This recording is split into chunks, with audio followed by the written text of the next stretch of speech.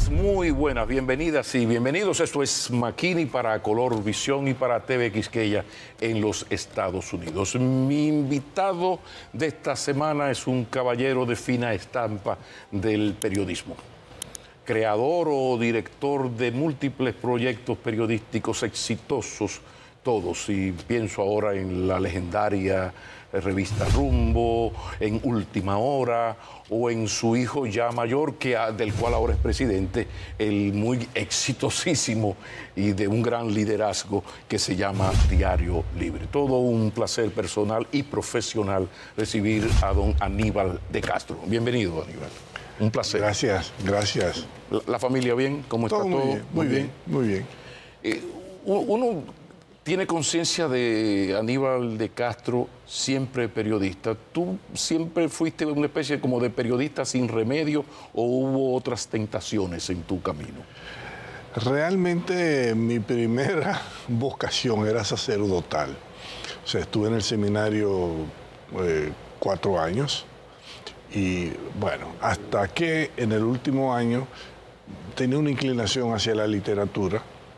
Y como no había carrera de literatura en el país en ese entonces, pues me decidí por el periodismo. ¿Y la presión para que estudiaras Derecho tan tradicional en aquella época no surgió en el hogar? No. Mi hermano mayor es médico, pero yo no le seguí los pasos en las carreras tradicionales, sino que me incliné por el periodismo y de eso fue lo que hice de inmediato cuando entré a la universidad. Y luego tenía un interés por la economía. Fue lo que estudié en Inglaterra, desarrollo económico, pero volví al periodismo. Pero fíjate, la segunda carrera la hice con una intención periodística también, porque entendía que había la necesidad de periodistas que cubrieran la economía con propiedad. Y esa fue una de las razones que me impulsó a escoger desarrollo económico. Pero hay algo que llama la atención. ¿Por qué yo veo a Aníbal de Castro en tantos proyectos exitosos? Además, llama la atención la relativa juventud. No sé qué edad tú tenías cuando se creó Rumbo o cuando dirigías Última Hora. Ya cuando Diario Libre, que ya quizás te acercabas a los 40, pero todavía estaba en una muy relativa juventud. ¿A qué se debe? ¿Por qué esa precocidad de Aníbal de Castro? Yo diría que son las circunstancias. Ajá. Por ejemplo, cuando yo tenía 22 años, me tocó dirigir el departamento de prensa de Radio Cristal. De aquella Radio De aquella Radio Cristal. En vivo. En vivo. Desde el lugar de los hechos. La noticia viva, exactamente, Wow. del lugar de los hechos. Me tocó dirigir el departamento de prensa y yo era el más joven. Pero de realmente al principio, sí, al principio me resultaba un tanto difícil de dirigir personas como Gillo Erasme Peña, que podía ser, yo creo que mi abuelo, si no mi padre, si no mi abuelo, por lo menos mi padre. Claro. Entonces, pues te encuentras en una situación difícil cuando tú tienes que ejercer la autoridad sobre personas que tienen más experiencia profesional que tú y además que probablemente te doblan en edad. Luego, en Última Hora, estuve unos años como reportero, no mucho, y después de la muerte de Gregorio García Castro, de su asesinato, entonces me encumbraron a la jefatura de redacción. También yo creo que estaba bastante joven para las responsabilidades. ¿Qué edad tú tenías cuando Última Hora? Yo tendría, cuando jefe de redacción, 23 años, 23, 24 años. ¿Y qué explica eso? ¿Es un liderazgo innato? ¿Marcó la formación de los seminaristas? ¿Es muy estricta y muy completa? Sí, yo creo que sí. Yo creo que lo que dice de completo es verdad. Imagínate, cuando yo estaba en segundo o tercer año del bachillerato, yo estaba traduciendo las églogas de Virgilio, del latín al español. La Guerra de las Galias, de Julio César. Entonces, pues eso te abre la mente, te pone en contacto con culturas diferentes. Los profesores eran canadienses, franco-canadienses. También ese elemento de ser extranjero en un país desarrollado como República Dominicana, hay un contraste que de alguna manera te impacta y contribuye a la formación de tu carácter. Pero de la disciplina, ciertamente el seminario me marcó de una manera que que yo creo que todavía se refleja, ya que soy un viejo, se refleja en mi comportamiento y en mi manera de ver las cosas. Pero uno puede levantarse temprano o de acostarse tarde. ¿Cuál es tu ritmo? No, realmente yo me acuesto una hora prudente, diría yo, y me levanto temprano también. Ya.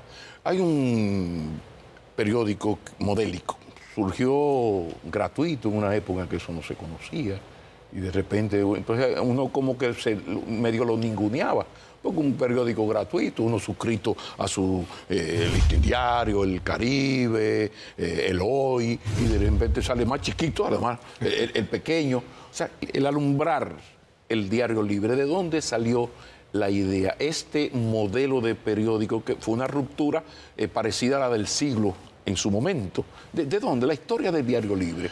Yo salgo de Última Hora en 1993, después de 13 años de ser director. Y la idea que se me puso sobre la mesa, una parte de la familia Pellerano, es que hiciéramos otro periódico.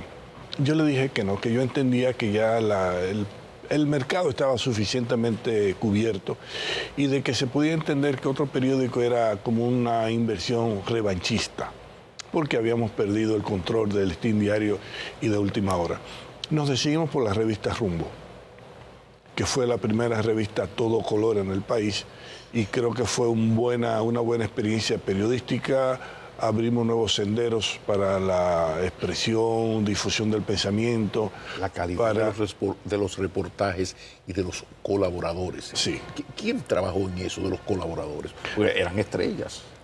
Me tocó a mí hacer el reclutamiento y yo venía con una idea muy clara sobre la calidad. Yo quería hacer un periodismo diferente, había salido del vespertino, que es un periodismo más o menos ligero. Quería hacer algo diferente y entendía que el país lo necesitaba. Estamos en los albores del siglo XXI, en los años 90, y también pues ya se vislumbraban cambios en el periodismo. Yo estaba un poco influenciado por el nuevo periodismo norteamericano, de Guy Talese, de Tom Wolfe. Entonces tenía esas ideas, me bailaban en la cabeza y tratamos en la medida de lo posible de hacer un periodismo diferente. ¿Y fue difícil crear ese all-star de reportajes, de reportajistas y de colaboradores? Porque eran palabras mayores. No fue difícil, yo creo que partimos con una buena base. También teníamos la adición de algunos periodistas españoles, que fue una práctica que comenzó en Última Hora, y estos aportaron un músculo profesional bien crecido. ¿Quiénes, por ejemplo? Por ejemplo, Miguel Ángel Ordóñez, que ganó el premio Ortega y Gasset de periodismo con unos reportajes en la revista Rumbo. Hay que recordarlo. Estaba Margarita Cordero, que es toda una institución del periodismo. Estaba Osvaldo Santana. Wow. Estaba Nelson Rodríguez. Fíjate que tanto Nelson... Ahora director del Caribe. Sí, y Osvaldo fue director del Caribe. Y Margarita quedó, cuando fundamos Diario Libre, Margarita quedó siendo la directora de la revista. Sí, claro. Pero estamos en Rumbo, pero viene la idea de Diario Libre. ¿De dónde sale esto? El origen de esto. Es extraño, además un periódico gratuito. Sí. Más chiquito. Es curioso. Inés Aispun, que trabajaba con nosotros en la revista Rumbo y en la editorial AA, un día me lleva una publicación de un grupo de consultoría de medios español, donde había un artículo bastante amplio sobre los periódicos gratuitos que en ese entonces comenzaban a tener auge en Europa. Estaba Metro, que fue un invento, vamos a llamarlo así, en los países nórdicos. De ahí fue que vino la idea. Entonces, yo llamé a Arturo Pellerano, que era la parte financiera, ¿no?, en el proyecto, y le envié el artículo y me dijo enseguida, esto es. Vamos a por esto, como dicen los españoles. Entonces, al día siguiente le dije a Inés, mira, ese es el proyecto. Y así nació y comenzamos a hacer una serie de estudios, de mercado, Hice varios viajes a Europa buscando asesoría para la diagramación del periódico. Queríamos que fuese algo realmente innovador. Entonces tuvimos la idea también de hacer un lanzamiento que hiciese historia en la República Dominicana. Y por primera y creo que última vez coincidieron 3 premios Nobel en de la Paz en República Dominicana para el lanzamiento de Diario Libre. ¿Y ustedes en algún momento pensaron que iba a ser tan exitoso? Porque hoy Diario Libre está en la cúspide del periodismo, es una referencia de buen periodismo, incluso hasta es rentable, que eso es mucho decir en esta época. Son palabras mayores. Fuimos optimistas desde el principio. Cuando hicimos la llamada de capital, que Arturo y yo, acompañados del gerente financiero, visitamos potenciales inversionistas y a todos los que les presentamos el plan de negocio compraron la idea. Y fue tan exitosa la presentación que nos sobrecapitalizamos. Pero qué bien. O sea, nacimos con más capital del que necesitamos, del que habíamos planeado inicialmente, y eso dio origen a que compráramos maquinarias bastante, ¿no? Modernas para la época, sí, ¿no? Sí. Y acuérdate que Diario Libre nació a todo color, con color en todas las páginas. Que llamó la atención. Inés Aispun me recordaba en estos días que tuvimos una cena con unos consultores españoles que estaban trabajando para otro diario en República Dominicana. Y cuando le dijimos los planes que teníamos, uno de ellos dijo, no, eso es un fracaso. Eso es un fracaso. Sin embargo, nosotros triunfamos y ellos fracasaron en el proyecto que estaban orientando. A veces hay que cuidarse de los asesores. Vamos a una pausa y retornamos este diálogo con Aníbal de Castro. Ya regresamos. La tentación de continuar hablando de periodismo con nuestro invitado es mucha, pero hay un tema de interés, de supremo interés nacional, que es el tema haitiano. Aníbal de Castro, presidente de Diario Libre, ex diplomático, es decir, que unimos comunicación y diplomacia. Estamos frente a la persona más indicada para preguntar sobre lo siguiente: el relato de la República Dominicana en la opinión pública internacional. ¿Sabes? Lógicamente que en cualquier diferendo entre Haití y República Dominicana, los malos de la película somos nosotros. Y parece que a la República Dominicana se le ha hecho tarde para vender su relato en la opinión pública internacional. Tú manejas la información de si se está trabajando, ¿crees que debería trabajarse lo que es la historia, el relato, la versión de la República Dominicana de lo que ocurre en sus relaciones con Haití en la opinión pública internacional? Porque aquí no pasan muchos meses sin que o el BBC o la BBC de Londres, el Guardián de Londres, El País, ABC, Clarín, sale a uno de estos periódicos y nos dé por la santa y señora madre. Hablemos de diplomacia, de comunicación, cómo manejar, cómo se está manejando esto en tu experiencia. Coincidencialmente, en estos días, cuando uno tiene un problema informático, de repente descubres cosas que estaban guardadas en el ordenador que tú no tenías ninguna idea. Y me encontré con algunos, no papeles, sino con algunos textos sobre ese tema precisamente. Siendo embajador en España, había la posibilidad, porque hubo un artículo en ¿Estuviste en Londres país, y en Madrid también? Sí. Londres, Washington, Madrid, Bruselas y Madrid de regreso. Pues había artículos en la prensa española y yo pensé que podía haber una campaña y elaboré junto con mi equipo un proyecto de preparación de cómo enfrentaríamos la campaña y me lo encontré. Eran 4 o 5 ejes.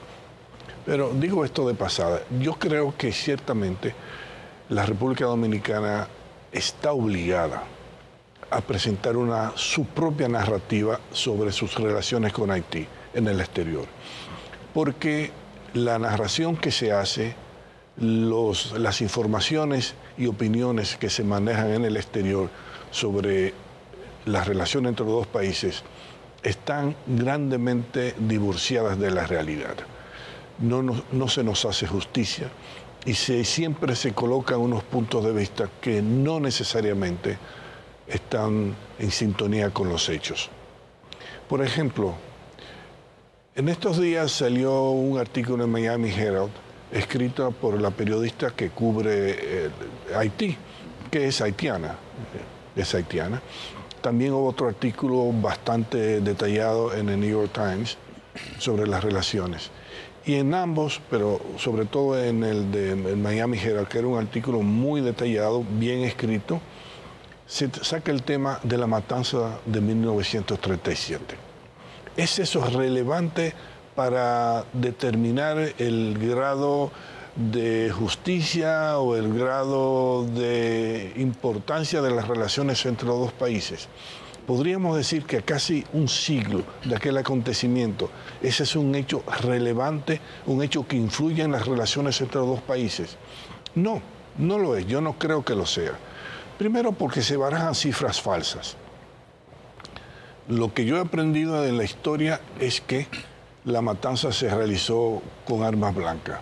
No es verdad que en 2 o 3 días tú puedes matar 35.000 personas a cuchillo o con bayonetas. Se me hace... Pero poner eso también en los 2 primeros párrafos, porque en todo trabajo aparece el tema antes del 5º párrafo. Sí, pero... ¿Te llama la atención? Sí, pero por eso te digo que hay una narrativa que no se corresponde con la realidad.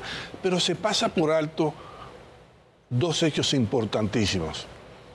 Primero, que la República Dominicana estaba bajo una dictadura en la que los dominicanos sufrían con el mismo rigor la falta de libertades que los haitianos que vivían en República Dominicana. Y en Haití también había una dictadura. Y lo otro que nunca se ha hecho énfasis, Pablo, es en que muchos dominicanos arriesgaron su vida protegiendo a haitianos para librarlos de la cuchilla trujillista. Ese es el caso de José Francisco Peña Gómez, por ejemplo. O sea, ese episodio es de luto, pero también es un episodio que resalta la valentía y el sentido de solidaridad y la humanidad del dominicano. Pero eso se deja a un lado. Se deja a un lado. El otro punto que nunca ha sido explicado con suficiente presteza, diría yo, es el tema de la raza en la República Dominicana. Ciertamente yo creo que tenemos una tarea pendiente de incluir la herencia africana en nuestra historia, en nuestro devenir histórico. Yo creo que hay una falta, porque es una parte importante de nuestra cultura, no solamente por el color de nuestra piel, sino nuestra cultura. Está bien, pero eso no quiere decir que la República Dominicana sea un país racista. ¿Y qué ha ocurrido? Que es parte de esa narrativa errada que se tiene sobre la situación. En los Estados Unidos, los intelectuales dominicanos han asimilado la idea del afroamericano y la han transportado a la República Dominicana para explicar nuestra relación racial. Ahí te interrumpo porque ahí ya diste por donde duele. O sea, ¿cómo explicar que los intelectuales dominicanos radicados en los Estados Unidos y casi en todo el mundo, casi en todo el primer mundo, en vez de ser el soporte de la narrativa dominicana, se adhieren a la otra narrativa y hayan pasado los años y el Estado dominicano no se haya preocupado por buscar algún tipo de acercamiento porque llama la atención? O sea, los dominicanos exitosos en el mundo estadounidense, casi todos suscriben la narrativa de los afroamericanos, que es más o menos la misma. Llama la atención. Sí, porque... terrible. Comete un error básico. Tú no puedes explicar la realidad de otro país a partir de la realidad en la que tú vives, porque no necesariamente vas a tener los elementos de juicio necesarios, no vas a tener las herramientas adecuadas para esa interpretación histórica, social o política. Y ese es uno de los problemas con el caso de la República Dominicana. Un ejemplo sencillo: la esclavitud no tuvo el mismo significado, no fue el mismo tipo de esclavitud en los Estados Unidos, en las plantaciones del sur, que en la República Dominicana, que en el lado este de la Española, como fue totalmente diferente en Haití. La pobreza casi no se igualó. Exactamente. Pero además, y eso lo explicó muy bien Moya Pons en un documental sobre la situación racial. El esclavo en la República Dominicana convivía en igualdad de condiciones con el amo. ¿Por qué? Porque esto era una sociedad atera y cuando se iba al campo a cuidar el ganado, los dos dormían uno al lado del otro cerca del ganado. Claro, claro. Y eso estableció en las fincas. Y en las fincas de café pasaban lo mismo, comían juntos. No fue el caso de la explotación en Haití con plantaciones donde realmente había un uso abusivo de la mano de obra esclava y donde la vida de un esclavo era de unos cuantos años nada más. Pero hay algo que llama la atención y ahora, caramba, me ha llamado... Tú acabas de presentar algo que yo lo sospechaba. O sea, hay un momento donde el señor embajador, fuiste embajador, dijiste, en Londres, Madrid, Washington, Bruselas, en gobiernos de personas por lo menos autodefinidas como progresistas, incluido el presidente Fernández, el presidente Medina. O sea, ¿por qué? Y el presidente Abinader. Bueno, sí, ¿verdad? Ahora, y el presidente Abinader. ¿Por qué? Si ya tenían a un intelectual como Aníbal de Castro dentro del equipo de Relaciones Exteriores en posiciones de primer lugar, no se ha escuchado todo esto, porque cuando aquella crisis de la 168-13, aquella sentencia del Tribunal Constitucional, fue terrible aquello. Y yo recuerdo que a un ministro yo le hice esa misma sugerencia, me dijo, no, hay que ir por partes, hay que ir a lo primero está aquí. Yo digo, no exactamente. Porque si incluso ahora me acabas de confirmar que efectivamente tú elaboraste un documento con sugerencias que se podrían. ¿Qué pasó? ¿Qué está pasando? Yo creo que ayudó mi profesión original de periodista, porque en todo momento estuve consciente de la importancia de los medios de comunicación y cómo si nosotros dejamos que circularan sin ningún obstáculo esas noticias desaprensivas sobre la República Dominicana, las consecuencias iban a ser muy negativas para nosotros. Y cuando estaba en Washington me propuse desde el primer momento responder cuanta acusación se hiciera a la República Dominicana. Es un documento público que lo hice enviado a la prensa en aquel entonces. Todos los periódicos, en cualquier periódico, por importante que fuese o no, el embajador de la República Dominicana respondía. Fui a programas de televisión, hice visitas privadas a funcionarios norteamericanos, en el Congreso, y me encontré en estos días con una carta a un cardenal norteamericano de Boston, que había hecho unas declaraciones sobre la sentencia, y con el asesor que teníamos, Luis Fortuño, que está de visita en el país, el ex gobernador de Puerto Rico, le hicimos una visita, le hicimos unas explicaciones, nos escuchó con mucha cortesía, con mucha reposo y tranquilidad en su casa, y al final, después de una larga conversación y de un té, ¿sabe lo que nos dijo? Qué bueno que nos visitaran, porque precisamente mañana yo voy a llamar a su santidad, porque yo soy el encargado de los asuntos migratorios del Vaticano. Y ahora ya yo tengo más elementos de juicio para darle una explicación adecuada. Pero qué bueno que esta conversación giró en ese sentido, porque nunca es tarde. Yo espero que cierta iniciativa que supuestamente ha iniciado el gobierno dominicano en contratar equipos de relaciones públicas y de opinión pública internacional para hacer ese trabajo, eso se mantenga, porque la situación... Yo tuve la experiencia en Bogotá con Marien Aristi, capitán, andaba también, y yo me encontré con un editorialista del New York Times, y nosotros nos sentamos a conversar informalmente con este señor, y la verdad que él no manejaba una serie de datos internos, porque se analizaba, como acabas de decir, desde la óptica afroamericana, de la esclavitud americana. Totalmente diferente. Y luego, óyeme, después que uno explicó todo eso, yo luego envié un par de libros, o sea, yo dije, pero esto caramba, ¿por qué no se hace? Y la verdad es que habría que preguntar al presidente si ya realmente arrancó ese trabajo de la narrativa dominicana en la opinión pública internacional. Nos vamos a una breve pausa. Cuando retornemos, seguimos este diálogo con Aníbal de Castro, presidente del periódico Diario Libre. Entre otras cosas, claro. Ya regresamos. Yo podría decir que la salud de la democracia dominicana es muy buena.